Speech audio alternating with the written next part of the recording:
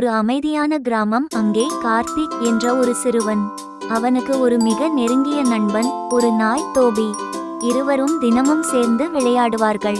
கார்த்திக் பள்ளியில் இருந்து வந்ததும் டோபி ஓடி வந்து அவனை வரவேற்கும். அவர்கள் பந்து விளையாட்டு, ஓட்டப்பந்தயம் எல்லாம் விளையாடுவார்கள். நீ என் பெஸ்ட் ஃப்ரெண்ட் டோபி. ஒரு நாள் பெரிய மழை, கூட்டல் காற்று.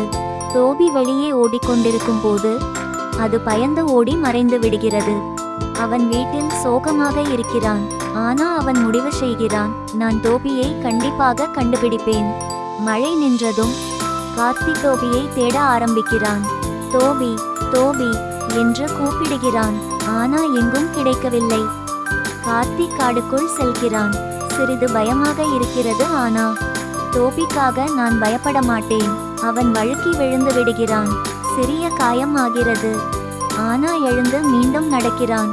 திடீரென்று பல் பல் என்று சத்தம் கேட்கிறது. கார்த்திக் அதை பின்தொடர்கிறான்.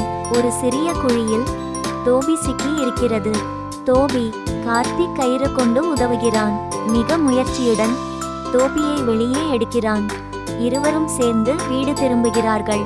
அனைவரும் சந்தோஷமாக வரவேற்கிறார்கள். அந்த நாள் முதல் கார்த்திக் டோபியை ஒருபோதும் தனியாக விட மாட்டான். அவர்கள் நட்பு இன்னும் பலமாகிறது.